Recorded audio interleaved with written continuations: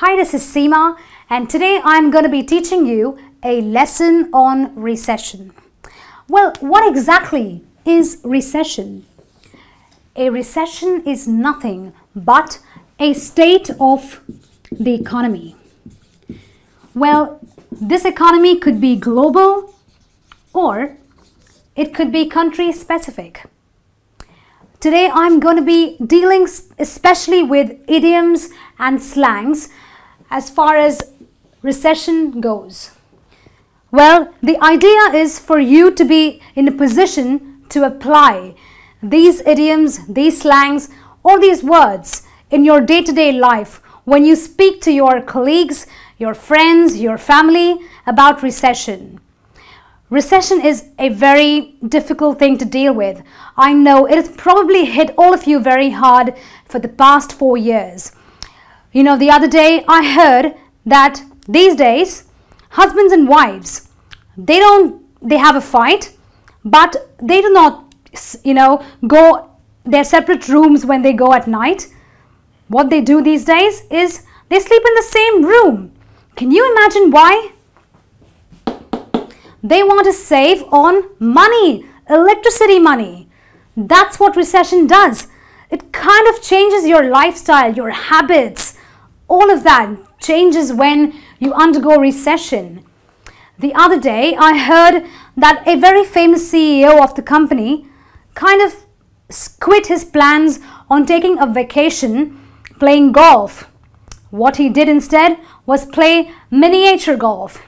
Oh, I don't mean to make light of your tough situation. I know it's probably very hard on everyone, but I want to take this as an opportunity to help you understand that we can deal with this in a nice way by going through certain words and see how we can apply them and make light of the situation even though it is tough for us.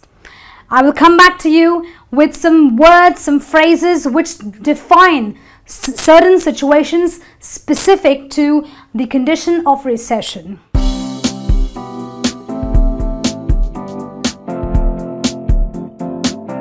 Welcome back. Well, we're now going to deal with some words, very important words in relation to the condition of recession. The other day, a friend of mine called Steve met me on the road, and well, he apparently was in his formal attire, so I'm guessing he was just back from work. And well, except that he looked a mess. His hair was all messed up, his shirt was all in disarray, and I was wondering, what happened to this guy? He was sweating profusely all over. He looked like he'd just come out of a workout session. And I asked him, Steve, what's wrong with you? And he said, I'm in pretty bad shape. I asked him, what happened? He said, his boss is downsizing their company.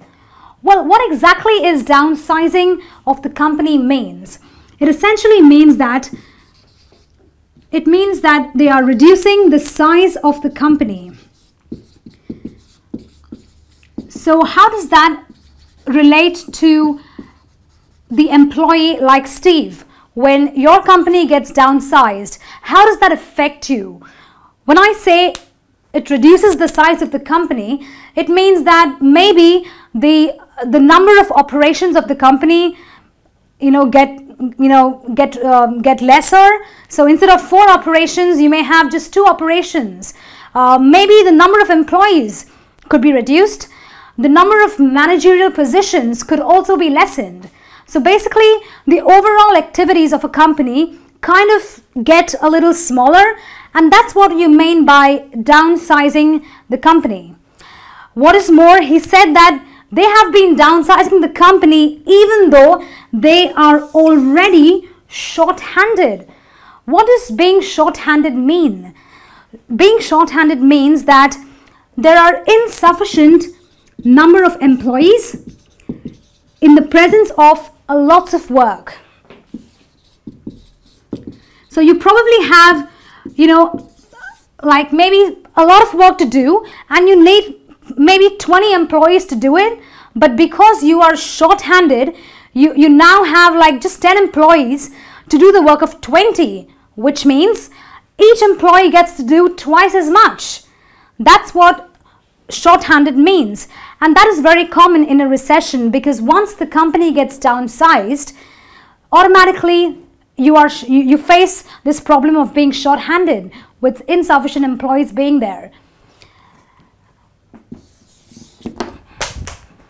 Then Steve did mention to me that they were also facing cutbacks. Well, what is cutbacks?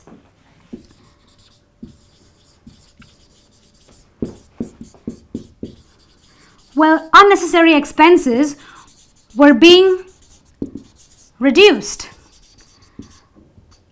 You know what that means? It means that Steve will not get free coffee anymore. It means that he will not get money for the petrol in his car. He will have to spend his own money on gas or petrol. He will have to even buy his own food. He won't get free company food in the cafeteria anymore. Well, poor thing, but he's got to take a hit somewhere.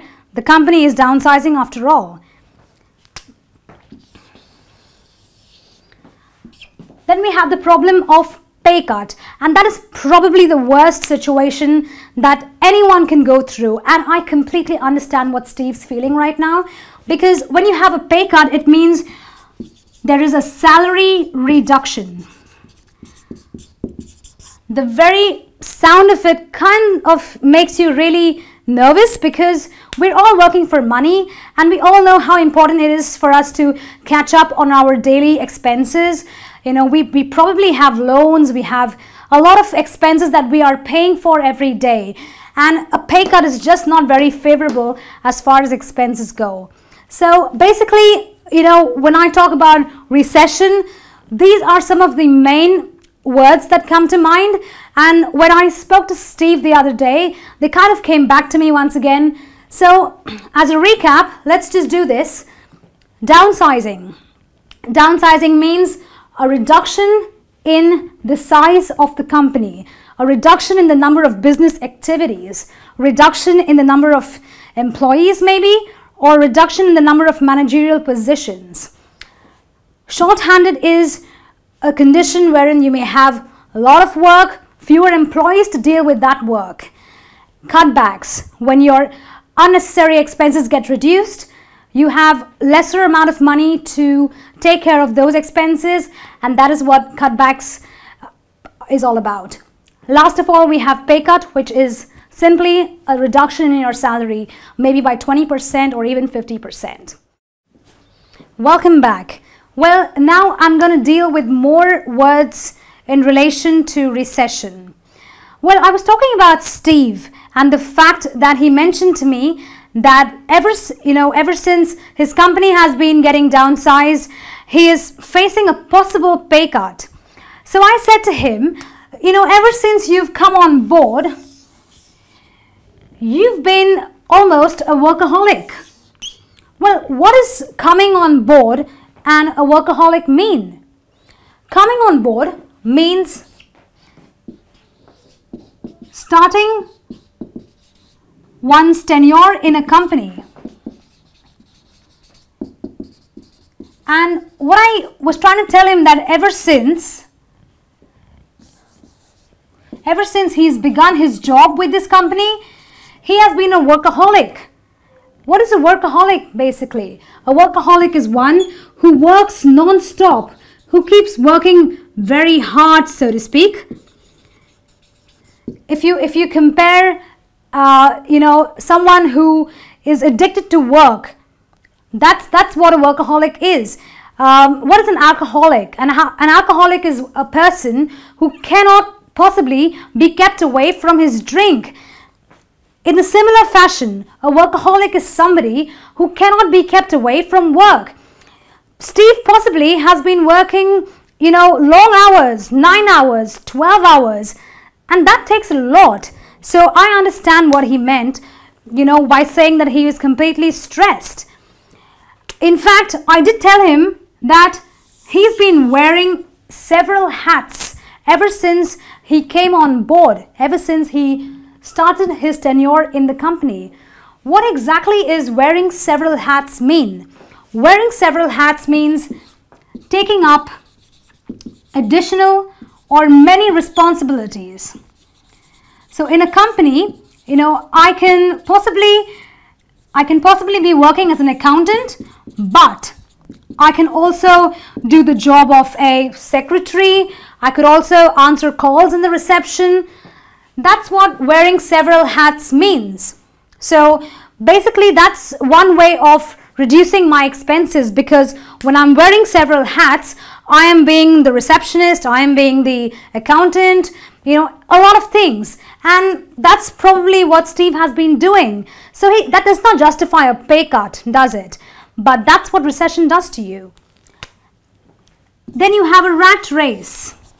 Well, I kind of, sympathized with him. I told him that, look, I understand you're in this rat race. And, he told me that, look, I'm tired of being in this rat race. My own sister, she works for an airline company, and she's literally fed up of working because she's got long hours, she's got unscheduled flights, and it's a mess, really. So therefore, a rat race is something which involves competition or a very competitive business world. I'm sure all of us have faced competition at some point of the time or the other, and that is what rat race means. And Steve frankly was fed up of the rat race because he was glad that he was not the only breadwinner of his family, and the fact that his wife did a 9-to-5 really helped. What is a breadwinner? Well, a breadwinner is basically the sole earning, or rather I would say a main earning member in the family. Well, imagine if I have a family of 4 and I'm the only one getting the wage in. It means I'm the only breadwinner in the family. Steve, fortunately for him, is not the only breadwinner. His wife does a 9-to-5. What does that mean? His wife has got a stable and a permanent job. Please understand that a 9-to-5 does not necessarily mean working from 9 o'clock in the morning to 5 in the evening. What it actually means is that you have a stable and a permanent job. Just to give a recap of what we've just discussed, coming on board. Coming on board means starting one's tenure in a company. So when I say that I have just come on board, I mean that I have just started my tenure in the company.